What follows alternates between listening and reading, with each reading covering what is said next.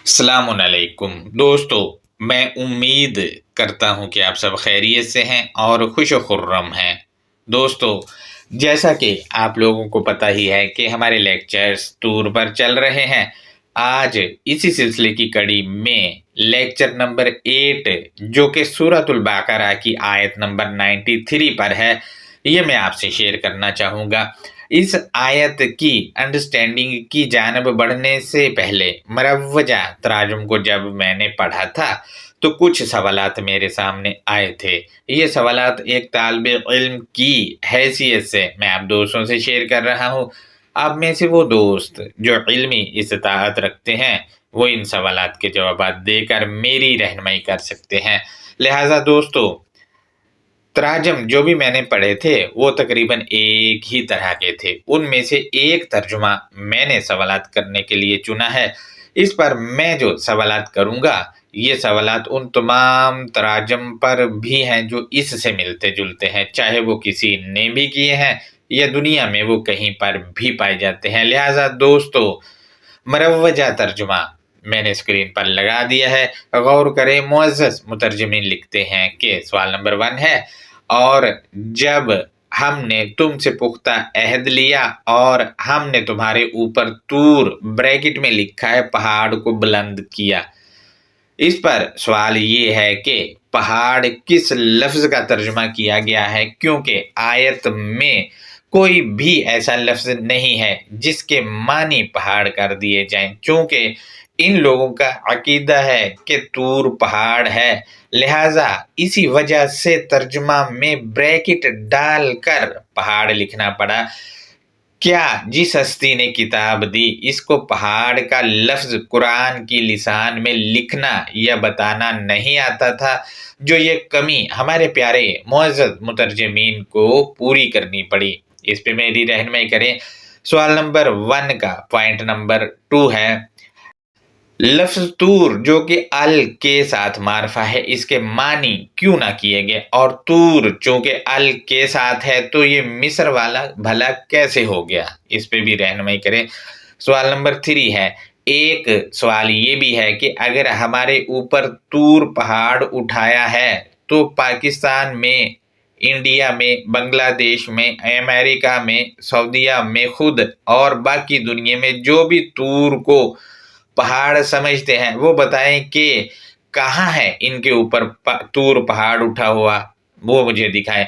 जबकि अब कुछ दोस्त कहेंगे कि ओ जी, ये तो मूसा नामी एक पैगंबर गुजरा था, उस जमाने की बात हो रही है। इस पर भी मेरा एक सवाल है कि अगर उस वक्त तूर पहाड़ तुम्हारे ऊपर उठाया था तो उस वक्त तो थे ही नहीं आप लोग। दूसरा ये है कि जिनके ऊपर पहाड़ उठाया था वो तो नीचे आकर मर खप गए होंगे दब कर, क्योंकि पहाड़ का वजन ही बहुत ज्यादा होता है। क्या मरे हुए लोगों को ये बताया जा रहा है कि हमने तुम्हारे ऊपर तूर पहाड़ उठाया? इस पे भी मेरी रहनुमाई करें। और अगर आज का दौर देखें तो फिर ना आपके ऊपर और ना ही मेरे ऊपर और ना ही किसी दूसरे फ्रीक के ऊपर पहाड़ उठा हुआ है।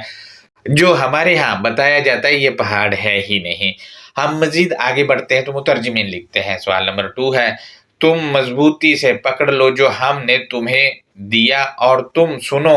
उन्होंने कहा हमने सुना और हमने नाफरमानी की। सवाल नंबर 2 का पॉइंट नंबर 1 है, क्या चीज है जो दी गई है, अगर ये पहाड़ है तो ये कैसे आदमी पकड़ सकता है, क्योंकि ये तो ना मुट्ठी में आएगा और ना ही जफ्फे में आएगा, क्योंकि बहुत बड़ा होता है पहाड़। आखिर ये क्या चीज है, ये कौन सा तूर है जो पकड़ाया जा रहा है, जो पकड़ सकता है आदमी। सवाल नंबर 2 का पॉइंट नंबर 2 है, एक सवाल ये भी है कि ये क्या चीज है जो मजबूती से पकड़ने के बाद सुननी भी है और सुनने के बाद नाफरमानी भी करते हैं लोग। ये आखिर कैसा तूर है जो सुनने के बाद नाफरमानी इसकी हो जाती है। हम मजीद आगे बढ़ते हैं तो मुतरजमीन लिखते हैं। सवाल नंबर 3 है, और इनके कुफर की वजह से इनके दिलों में बछड़े, ब्रैकेट में इन्होंने लिखा है की मोहब्बत, पिला ब्रैकेट में लिखा है डाल दी गई। सवाल नंबर 3 का पॉइंट नंबर 1 है। इस पर सवाल ये है कि अल इजला 4 टांगों वाला गाय का बछड़ा कैसे हो गया भला?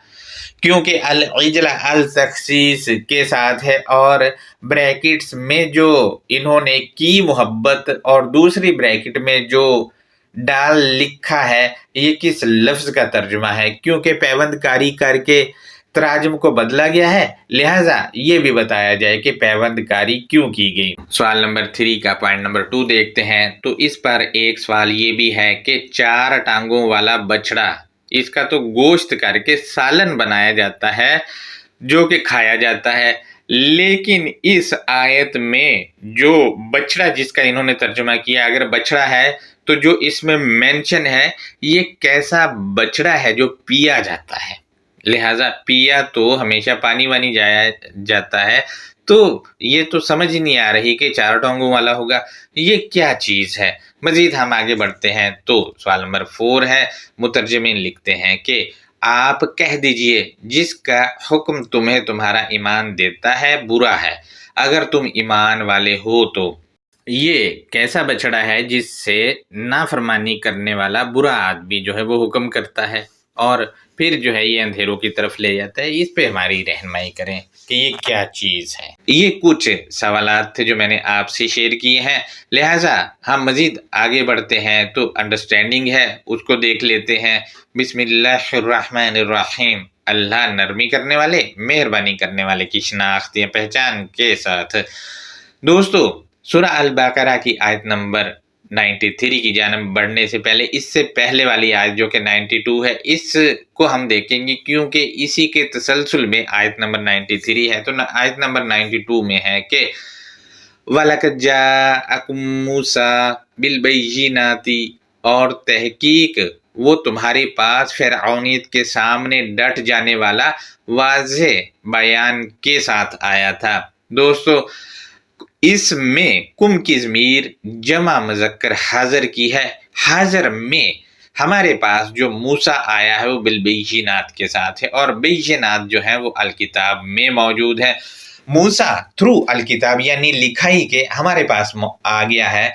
जब ये हमारे पास आया है तो इसके साथ इसके बाद क्या किया जाता है वो आयत के अगले हिस्से में बताया गया, ये कह करके सुम्मत्तखज़्तुमुल इजला मिन बअदिही, और इसके बाद तुमने मंसूब मन घड़ंत खुद साख्ता इफ्तरा को पकड़ लिया।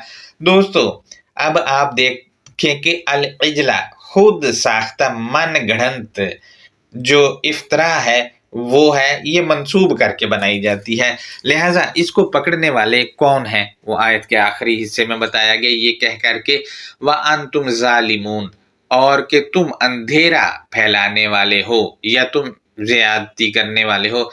दोस्तों, अंधेरा तभी फैलता है जब आप मन घड़ंत इफ्तरा किया हुआ पकड़ते हैं, और मन घड़ंत इफ्तरा किया हुआ मूसा के बाद से पकड़ा, ये बिल्कुल ऐसे ही है जैसे मैं आपको मिसाल दूं कि एक हदीस है कि मूसा कपड़े उतार कर नहा रहा था तो एक पत्थर उसके कपड़े लेके भाग निकला और मूसा उसके पीछे भाग निकला नंगा ही।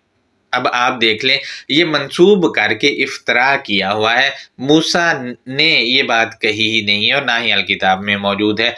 लिहाजा ऐसी चीज़ें जो पकड़ने वाले हैं ये अल इजला है, इसको पकड़े हुए हैं वो। लिहाजा दोस्तों, अल इजला का मतलब ही मन घड़ंत मंसूब खुद साख्ता इफ्तरा जो है उसको कहा जाता है। मजीद जब अंधेरा फैलाने वाले हो गए अल इजला को पकड़ के, तो यहाँ से हमें ये भी पता चलता है कि अल इजला को पकड़ने से अंधेरा फैलाने वाला होता है बंदा। मजीद ये है कि इससे अगली वाली आयत जो कि इसी का तसलसल है उसमें है कि वाइज़ अख़ज़ना मिसाकाकुम वरफ़अना फ़ौक़कुमुत तूर, इसमें आप देखें कि इज़ हंगामी हालत का करीना है, किसी भी वक्त अप्लाई हो जाता है। लिहाजा दोस्तों, इस आयत में भी और इससे पिछली आयत जो हमने पढ़ी है 92, इनमें कुम की ज़मीरें जो है वो हाज़र की हैं। لہٰذا دوستو حاضر میں بھی لوگ العجلہ پکڑ لیتے ہیں۔ موسیٰ مثلا آپ آیت پیش کریں، موسیٰ اس میں بیان کر رہا تو اس کو چھوڑ کے العجلہ جو من گھڑنت منسوب کر کے افطرا کیا ہوا اس کو پکڑ لیتے ہیں۔ لہٰذا موسیٰ کے بعد سے جو ایسا کرتے ہیں وہ اندھیرا پھیلانے والے ہیں۔ اور اس 93 میں ہنگامی حالت کا کرینہ ہے، اس میں بھی کم کی ضمیر ہے، لہٰذا آج بھی میثاق ہو رہا ہے، اور جس سے میثاق ہوتا ہے وہ اس کے لیے ہے وَرَفَعْنَا فَوْقَكُمُ الطُّورَ، پھر اس پر خاص نقطۂ نظر کو اٹھا دیا جاتا ہے۔ لہٰذا آیت کے اسی سے کا ترجمہ ہے وَإِذْ أَخَذْنَا مِيثَاقَكُمْ وَرَفَعْنَا فَوْقَكُمُ الطُّورَ، اور جب ہم نے تم سے میثاق لیا اور ہم نے تم پر اٹھا دیا ایک خاص نقطہ کو۔ دوستو خاص نقطہ الکتاب میں ہے۔ میثاق لینے کے بعد جب وہ ہوتا ہے رفع تو یہ جو خاص نقطہ ہے یہ تبھی اٹھتا ہے، ورنہ اٹھ نہیں سکتا۔ مزید اس خاص نقطہ کے ساتھ کرنا کیا ہے وہ آیت کے اگلے حصے میں بتایا گیا، یہ کہہ کر کے خُذُوا مَا آتَيْنَاكُمْ بِقُوَّةٍ وَاسْمَعُوا، تم پکڑو صلاحیت کے ساتھ جو ہم نے تم کو دیا اور تم قرائنی ثبوت لو۔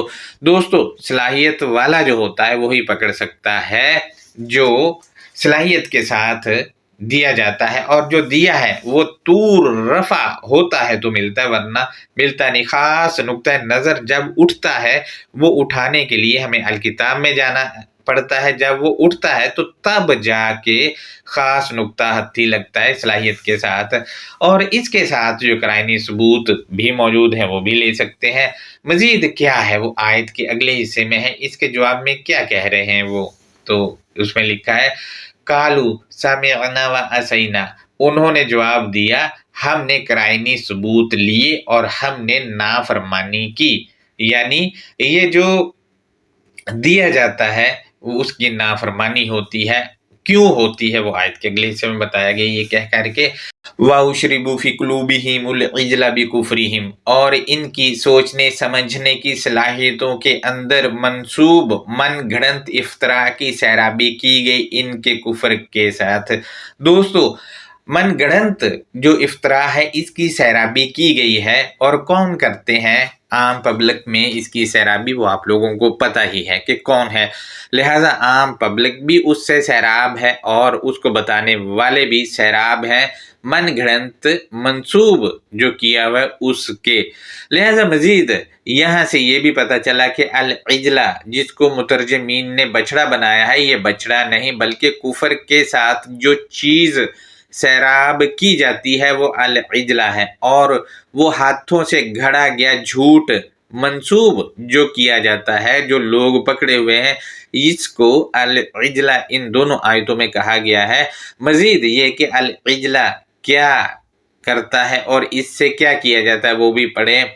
قُلْ بِئْسَ مَا يَأْمُرُكُمْ بِهِ ایمانکم ان کنتم مؤمنین، تو بتا دے برا ہے جو وہ منسوب من گھڑنت افطرا کے ساتھ تمہیں حکم دیتا ہے، تمہارے عہد و پیمان ہے اگر تم ماننے والے ہو تو۔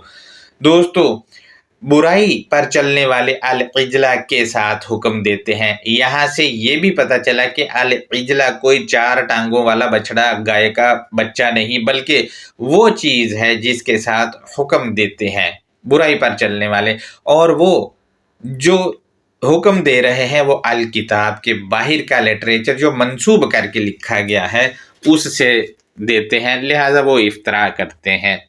لہٰذا دوستو اس آیت میں نہ تو العجلہ کوئی بچڑا ہے اور نہ ہی اس آیت میں کوئی پہاڑ ہے طور۔ طور کا مطلب ہی نقطہ یا نقطہ نظر ہے، اس سے متعلق اس کے معنی ہے، لہٰذا پہاڑ وغیرہ کچھ بھی نہیں ہے ان آیتوں میں۔ دوستو یہ اس آیت کی انڈرسٹینڈنگ تھی۔ آپ میں سے وہ دوست جنہوں نے اس چینل کو لائک یا سبسکرائب نہیں کیا ہے حق اسٹڈیز کو، وہ کر سکتے ہیں۔ اللہ حافظ، اپنا بہت زیادہ خیال رکھیں۔